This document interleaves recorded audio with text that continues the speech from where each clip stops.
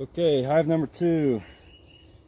Should have done this one first because it's in the sun. It's only 85 degrees out here right now, but in this suit it feels, well, let's just say warmer.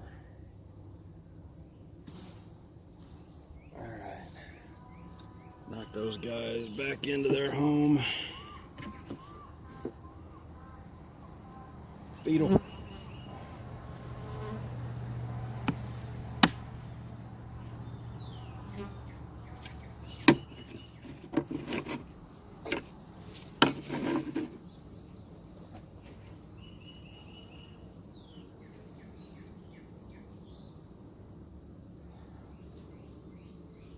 You know, what's interesting about when you open these hives up, right now I'm just kind of getting a gauge for how far back they are. They're about the same distance, what I think, like 12 bars, I think. But what's cool is when you open up the hive, you can smell the honey and the beeswax. It's just, I don't know, I think it's neat.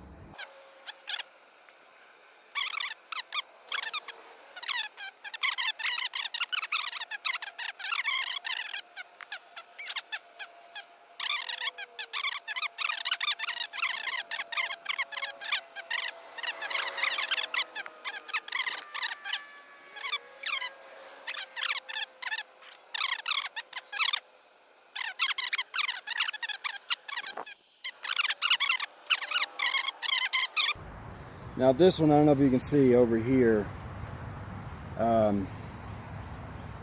They're starting to. They're not being symmetrical with the comb. They're not lining up. So I'm gonna have to cut this one and line it up, which just takes a few seconds. But I'm just gonna cut along the edge there. And then I'm going to physically move it over. And see, I don't know if you saw that, but I'm squirting nectar out, which I don't like to waste, but if the girls build their comb crooked, it'll be a much bigger mess later down the line. So, but the thing is, like, while I'm inspecting this, they will come up to the top. Oh.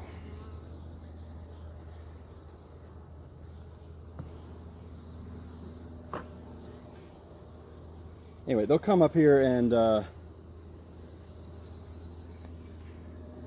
start lapping that up and taking it back inside. So.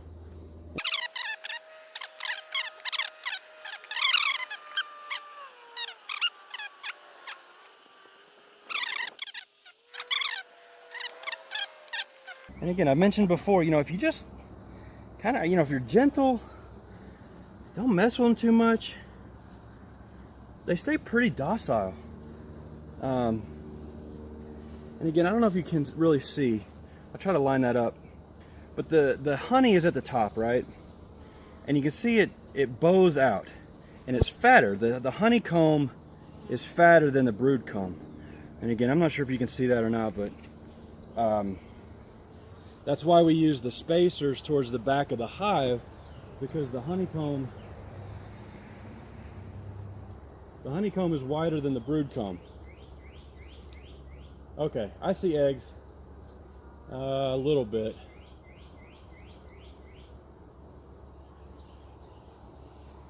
So I'm gonna check maybe one, maybe two more, and then I probably will close these guys up.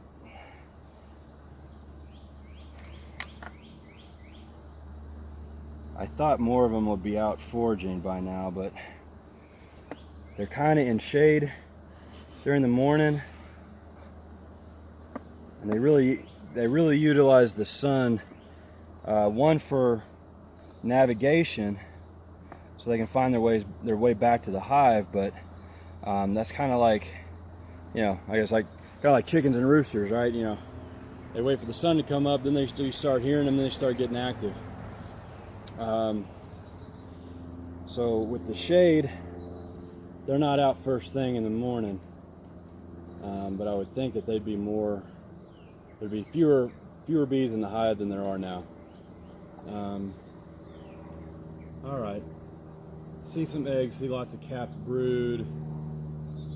Lots of honey.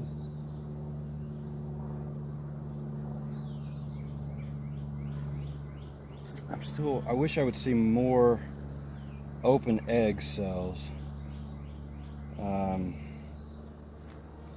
So I'm gonna check a couple more.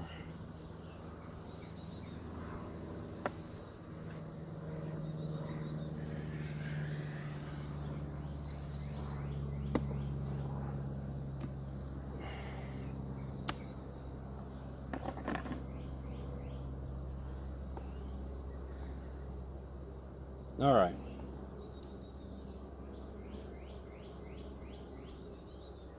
I'll tell you what, I think there is a lot of there must be a lot of nectar right now, because it looks they've got every cell that doesn't have a bee in it or an egg in it, they're filling with nectar. So that's a good thing. It means there's plenty of food. Oh, here, let me show you. There's plenty of food. You know, this is, you know, in Texas especially, things start blooming, you know, pretty early in the year, February, even January. You know, this year we've had some pretty mild winters. They say the nectar flow really starts going in about this time of the year, and then again, you know, towards August, and you know, towards the end of the summer.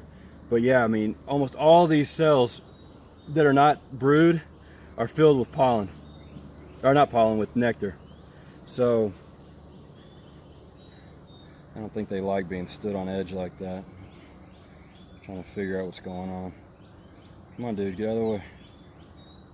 Or I shouldn't say dude, should I? I should say dudette. All right, a couple more here, maybe one more. Again, I'm always looking for the queen, but frankly, I'm starting to give up on that. I'm just, you know, as long as I see good signs of laying and brood development, then I'm happy, or I should say I'm content. See, there's a lot of activity on that comb right there, so I wouldn't be surprised if there's a queen on here.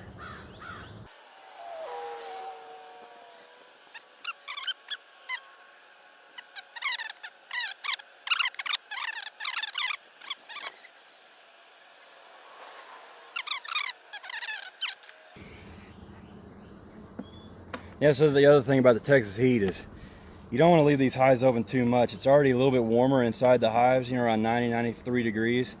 And honeycomb it's wax. I mean, it's natural wax, of course, but it will melt, and it has a very low boiling point. So if it gets too hot, it can become unstable and actually fall off the top bars. So we don't want to. Look at that big. Watch this. Yeah. So we don't want to let it get too hot. The wax will melt. Bad things happen when that does. So okay, I see a lot of larvae on this one.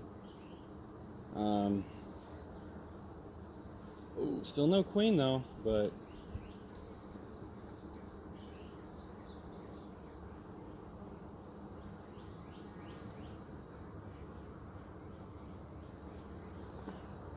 good signs. All right, just a couple more, ladies, and I'll be. Oh, look at that. Sorry. Yeah. There's like 10,000, 12,000 bees in here, and I'm like, get all upset when one of them gets crushed.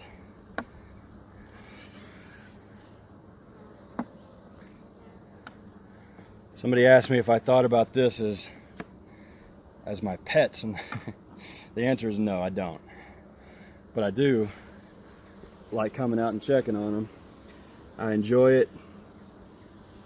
I like watching them progress and build their hive and build their colony out. But no, I don't think of them as pets.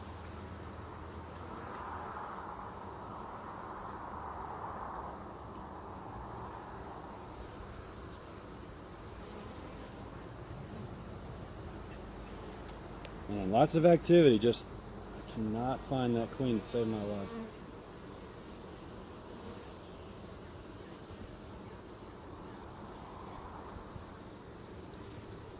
But again, I do see eggs and larvae, so I'm gonna call it quits.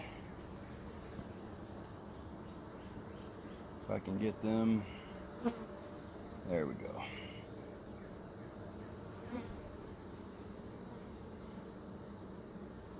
Well, sometimes you get lucky, just look right in there and see her, but I don't see her. All right, gang, I'm gonna close these back up and